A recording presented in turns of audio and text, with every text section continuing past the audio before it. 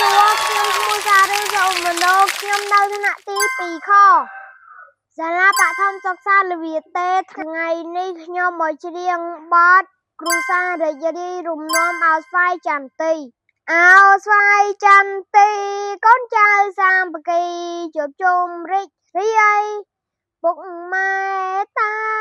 យាយលោកមិនរាយមាយចិញ្ចឹមមើលថែពុកម៉ែតា